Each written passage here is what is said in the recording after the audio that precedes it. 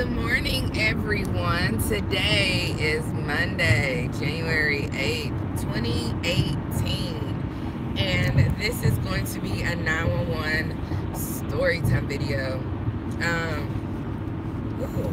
Y'all, it is so sunny outside, but it's cold, hence my big cow neck sweater. So I can't really like pull the visor down, so you won't be able to see this part of my face. Because I won't be able to see, and that's the most important part right now, is that I see the road.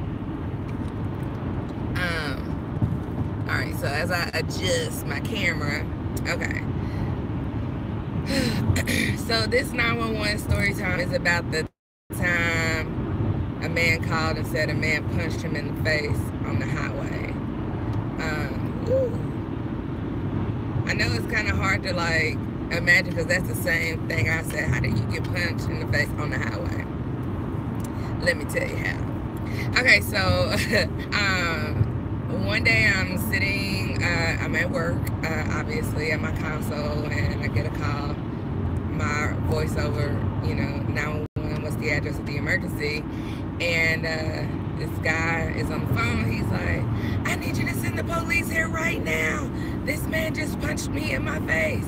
And I'm like, okay, sir, I need you to, just make sure you keep yourself safe, danger, Where's the man right now? He says, he's in his car. Okay, where are you? I'm in my car. Okay, where are you? Like, are you at a business? Where are you exactly? He's like, well, I'm exiting from one highway to go northbound on another highway.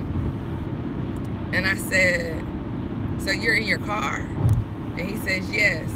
And I said, so how did the guy slap you if you're in your car and he's in his car? And he says, well, and meanwhile, this is going on, he's yelling at this other, like just yelling, and you can hear cars honking in the background. And he says to me that the dude cut him off, and so he sped up in front of him. He says he sped up in front of him and then like slammed on his brakes, stopped his car on the exit ramp, stopped his car and got out of his vehicle on the exit ramp from one busy highway to another busy highway, okay? He says he goes up to this man's vehicle and it's like he bangs on the man's window. The man opens up his car door with a knife in his hand and then punches the man like square in his eye. And I mean, at that point in my head, I'm like, shoot, you deserved it. That's just what I'm thinking. I can't say that, but that's what I'm thinking. And I was like, okay, sir, what I need you to do right now is to get off of the highway because you're blocking traffic. He's like, no, I'm not leaving. If I leave, this guy's gonna go off, like go away, and I want him arrested. And I'm like, okay, sir, you need to move your vehicle because you're creating, you're creating a traffic hazard. You are a traffic hazard right now, so you need to move your car. He refuses to move his car. Then he refuses to talk to me, so he gives the phone to his wife who's in the vehicle with him. Meanwhile, all over our dispatch center, we're getting like numerous calls about this situation. Why? Because they're blocking the ramp. Now the guy gives me the license plate number for the other vehicle that's involved, that's behind him, and so it's a good license plate number. It matches the description of the vehicle that he gave me, so it really was no need for him to be right there, but he was just so determined to just stay right there until the police arrived. So I told him, I said, sir, just what I just told y'all, the license plate is, oh man, the license plate is good and it matches the description of the vehicle, so I just need you to, like move out of the way. So he finally decided to move. It was like, if this car if this car keeps on going, like if it goes, then I'm just gonna I'm gonna follow it. I was like, sir, you don't need to follow the vehicle. We have officers on the way. And I asked him, you know, because I'm supposed to ask him since it was an assault, does he need an ambulance? And he said that he did. So I told him, like, sir, you can't move if you need an ambulance, because once I call this, you know, dispatch this ambulance is gonna be on the way. He was like, no, if he leaves, I'm gonna go. I was like, oh my gosh. So I dispatch an ambulance, and then they move, and then the truck just speeds off. So the guy was all pissed. He's like, you see, he left, he drove off. And so he starts chasing him up the highway. I was like, are you kidding me, sir? And the officers, you know, were talking to me through the other dispatcher, like, hey, get him to stop. Like, you don't think I'm trying to get him to stop? That's all I'm trying to do is get this man to stop, to pull over, but he will not. So we had to disregard the ambulance because he wouldn't stop. He ended up going into another city. Like, I asked him, I kept asking, what exit are you at? What exit are you at? He was telling me what exit he was at. And by the time, you know, he finally had got to another city before we got there. And because he wouldn't be still, so I had to call the other city to get him transferred over. Hey, this is whoever, whatever agency. Kind of like what we do, just whatever agency. We have, you know, that's going to be like a rolling disturbance. We have a rolling disturbance, like rolling disturbance going on this highway, going northbound, entering your city limits.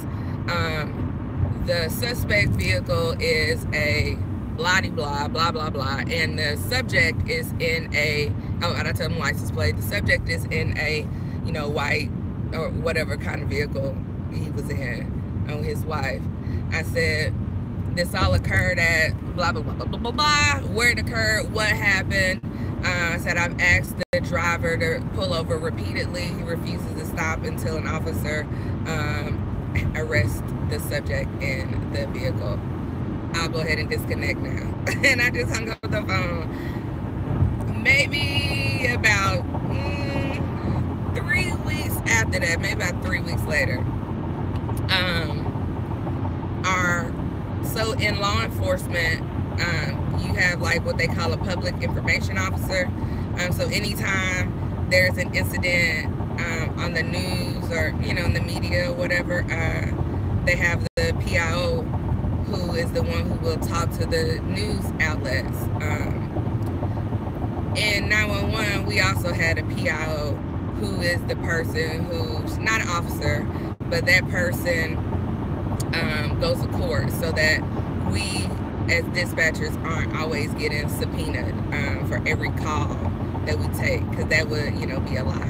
So they have a person who is designated to do that. She also pulls open records, so when someone calls and says, hey, I had to call 911 on this day and this time about this situation, she's the one who will pull those records, listen to the calls, gather information that needs to be taken out, and then send that information. Or if she has to go to court, if court is necessary, she's the one who will go to court. You know, we as a dispatcher heard something that was a criminal offense. So one day I was just walking by an officer. She was my friend, so I always stop and talk to her. And I was like, hey. And she was like, oh, hey, girl, guess what? I just listened to one of your calls. And I was like, oh, my gosh. Am I going to have to go to court? That was like the first thing I said. And she was like, I sure hope not. She was like, do you remember the call about the guy who stopped on the highway? And I was like, yes, I did. I said, what happened to him? She was like, well, he didn't stop until 2 cities up. So after our city, the agency that I called, he still wouldn't stop for them, and he ended up, dang it, I was supposed to take the last exit. He ended up having another agency, had to transfer to another agency, and they finally were able to get the man to stop, get him an ambulance. He went to the hospital and all of this, so extra stuff.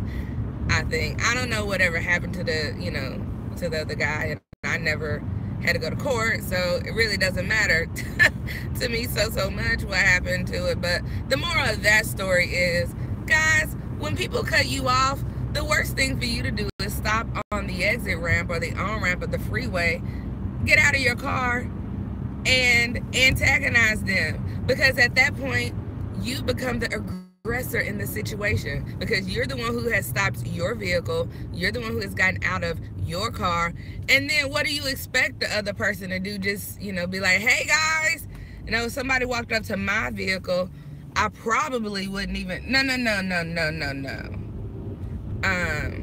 Four-way stop sign, no. Sorry, I can't stand when people don't do right at the stop signs. Made me forget what I was saying.